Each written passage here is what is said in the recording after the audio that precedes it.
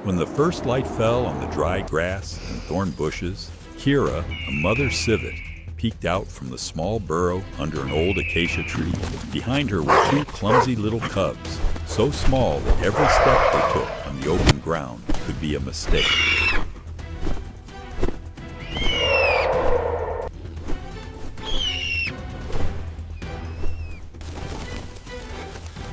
From that moment on, Kira was no longer the mother of two kids.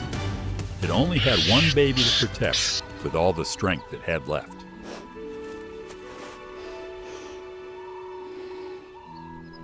It pushed the surviving child deep into the cave, stood at the entrance, eyes fixed on the sky. But the hunger didn't ease because of the loss. When the sun rose high, Kira had to leave the cave. Kira walked across the sun-scorched grassland, nose close to the ground. The smell of rotting meat led it to the carcass of a young zebra, where hyenas and vultures were fighting over every piece of meat.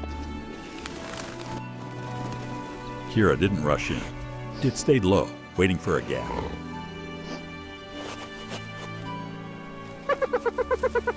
But a hyena spotted it. The confrontation broke out in the golden bushes.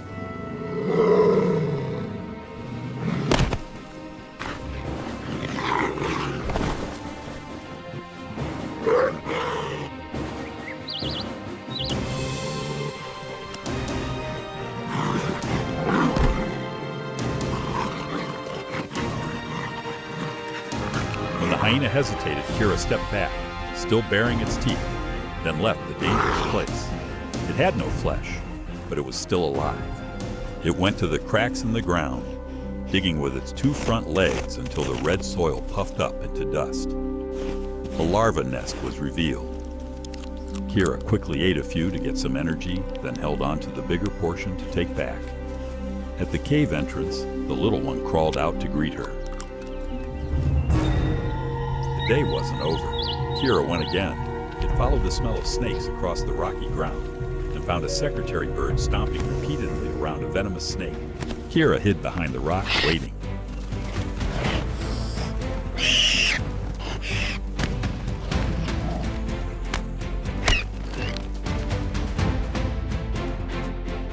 Just escaped from the bird, ran into a wild dog.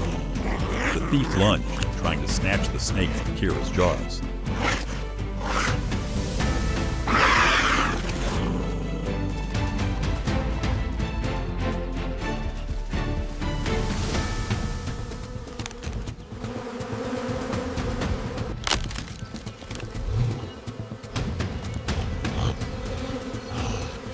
Honey and bee larvae are precious sources of energy.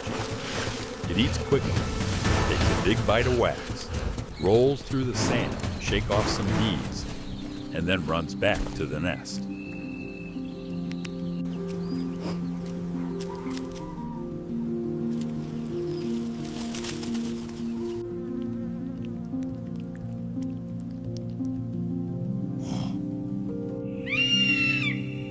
When Kira went back to look for the snake she had forgotten, she only saw a fresh drag mark on the ground. The scent led it to the meerkat burrow system.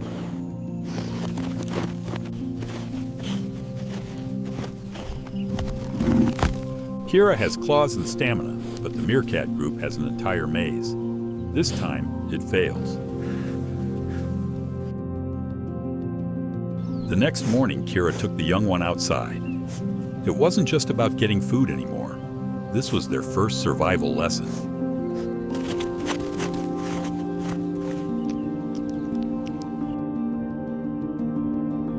In the warm evening light, it's not just feeding the child. It's teaching the child how to live if one day there's no mother to guide them.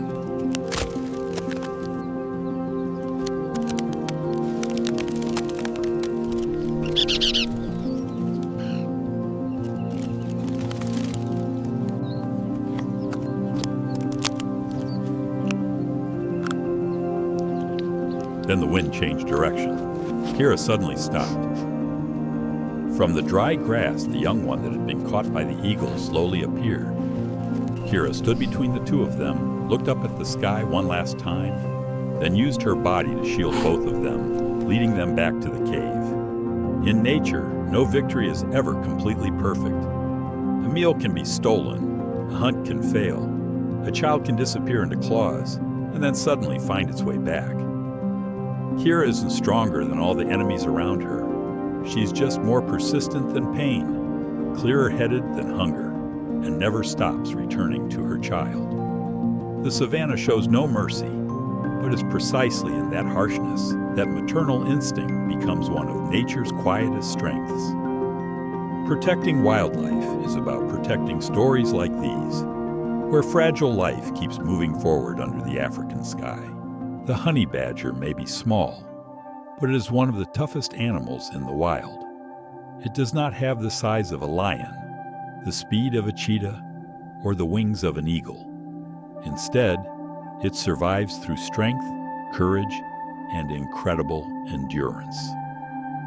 One of its greatest advantages is its thick, loose skin. When another animal bites it, the honey badger can twist inside its own skin and bite back. Its powerful claws help it dig through hard soil, tear into rotten wood, and break open insect nests. The honey badger is also an opportunistic feeder. It eats insects, larvae, scorpions, eggs, snakes, small animals, honey, and carrion. If one food source fails, it quickly searches for another. This ability to adapt is one of the main reasons it survives in harsh environments.